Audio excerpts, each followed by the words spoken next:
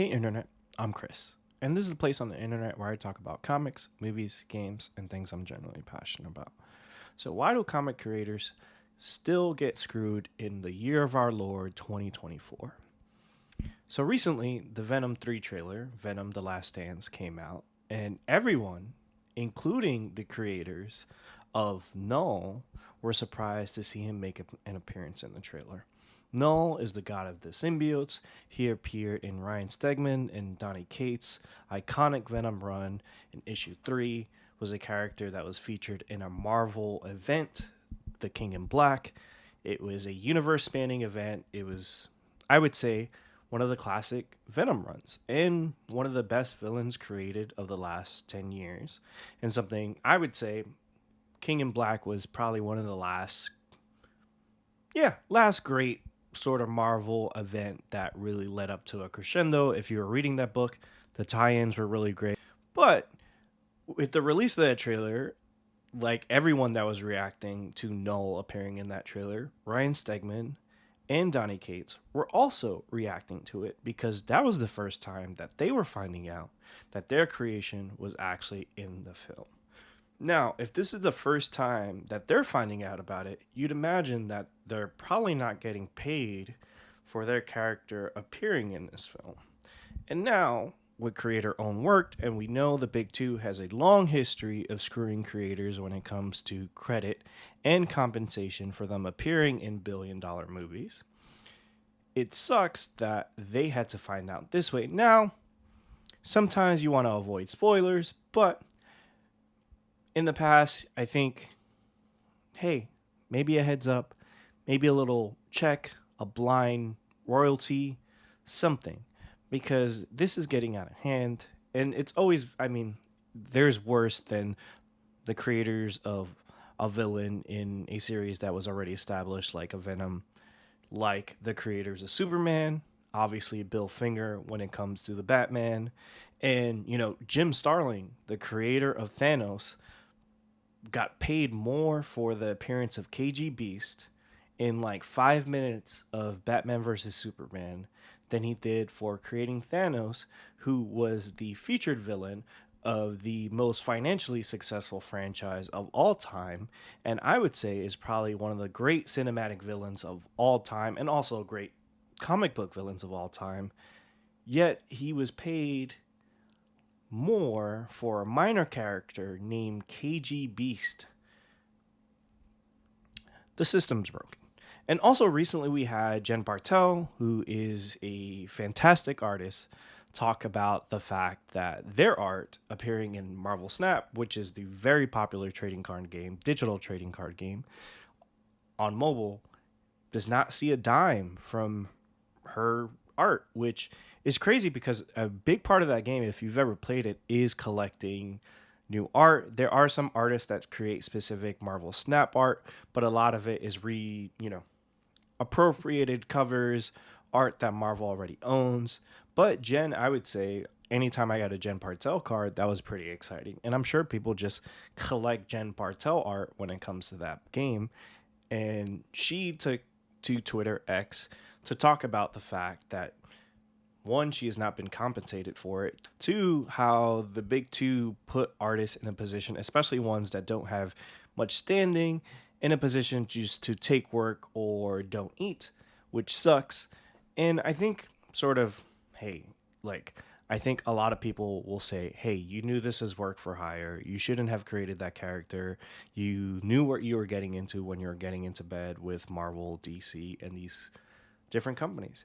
Yes, but I think when it comes to Marvel and DC, compensating these creators is really a rounding error. And it's led to some fantastic creators jumping ship and going the indie route and creating great works of their own. Ed Brubaker famously talked about the fact that he was not really compensated for his creation of the Winter Soldier, even though Bucky was created by someone else. The Winter Soldier, which was, I would say, one of the best Marvel movies of all time, he probably got paid more for his cameo in that film than actually the creation of the Winter Soldier and him appearing in that movie, the character appearing in that movie. And this is a problem as we sort of get into. I think a lot of people have a lot of different reasons why comics is in the state it's in. I do think we're having a resurgence. There's some really great things going on, but this is a problem. And this is why we don't get great and big ideas. Donny Cates and Ryan Stegman are getting fucked. And Jim Starlin is getting screwed. And all these classic creators are getting screwed. You're just going to attract people that are there just for the passion. And the reality is, these days, most people are hyper aware of corporations and how much they make and what money is being made. So most people will probably look at Marvel, DC, and say, hey, I might start there to build up my name, but I need to go creator own, which is fine and it's a great route. But Marvel and DC have to do a better job of treating the creators better. And they're not asking for much. I think a heads up, a little 25 to $50,000 check would be fine. You don't have to. I mean, they probably pay more for a rewrite of the script than they do, some of these things. And sometimes some people just want an invite to the premiere. And it's just getting ridiculous at this point where, again, in the case of Ryan Stegman and Donny Cates, what's a little bit even more egregious, it seems like this keeps happening to them, especially when it comes to their Venom run. It happened with the Spider-Man 2 video game with their design appearing in it. And again, like, hey, if their deal doesn't say there's royalties, Marvel could have figured out a way to make them consultants on that game so that they could get a check, or figured out to work with the development team to get Ryan Stegman to design a suit. Like, there were plenty of artists that designed suits for that game so that he can get an extra check and sort of be okay. It is not okay that creators like Peter David, who created Spider-Man 2099, Miguel O'Hara, who is in Beyond the Spider-Verse, is that Across the Spider-Verse? Beyond the Spider-Verse is the movie that's delayed, but still, Miguel O'Hara is going to appear in that movie too. One of the biggest movies of last year, probably one of the most critically acclaimed animated superhero films of all time, has a GoFundMe for his medical expenses. He is one of the greatest writers of the last 20, 30 years. Iconic. Young Justice, The Incredible Hulk, Spider-Man 2099. And this is the place we find ourselves in with creators and the big two. And it's a problem. And I think that if they don't figure this out or find a way to compensate creators in a viable way, we're just getting a race to the bottom of less quality and less quality, because people that are really good at their job will probably figure out a way to get out of this industry, pursue something else. Or, and that's why you see a lot of people jump into video games.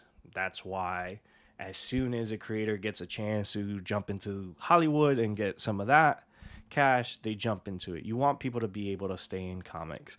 And you will get people like Jeff Johns, Scott Snyder, James Tynion, some really great creators that love comic books and will come back despite them having more prospects.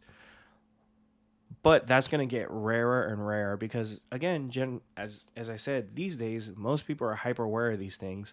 And kids don't look at these things with rose-colored glasses anymore. And they understand that these are corporations. If they're going to get paid, I need to get paid. And that is the state we're in. We're in sort of the state of, hey, everyone needs their piece. And it's sad that the creators of Null, a great villain, have to watch. Oh, and on the Donny Cates tip, particularly with Marvel, you look at sort of D23, they announced a new Avengers ride featuring King Thanos. Now, Jim Starlin created Thanos, and he's obviously not been compensated for that. But if you look at the design of King Thanos in that ride, that is from the solo series, from the Thanos solo series that Donny Cates wrote with Jeff Shaw. And I doubt they're even going to invite Donny Cates to the opening of that ride. I doubt he or Jeff Shaw got a check for it. And, on the Peter David tip, Donnie's been, he's had a hard time the past couple years. He hasn't been at Marvel because of personal reasons. It was revealed that he had some health issues. And I don't think it makes it much better when he's, on the internet, watches the trailer for Venom 3 just to kind of have a laugh at Tom Hardy, doing his Venom thing, and sees that the character he created shows up in the trailer and he's finding out for the first time. So yeah, it's a tough time, and I think it's sad that this keeps happening, especially in this day and age. You'd think Marvel being owned, also DC being owned by these bigger corporations, they would figure out a way to compensate creators effectively so that they could keep creating the IP that drives the other businesses, that drives the licensing, that drives the films, that drives the parks. But here we are, and I think we're still going to be here in years to come. Well, what do you think? Do you think that comic creators should just be happy to work at these companies? They signed a deal, they should shut up and put up and just move on. Hey, that's the deal you signed? Or should Marvel and DC better compensate their creators? Let me know. Peace. You've drawn a lot of characters that ended up on the big screen and in TV shows. That's true. Why haven't I gotten royalties for those? Oh, you don't?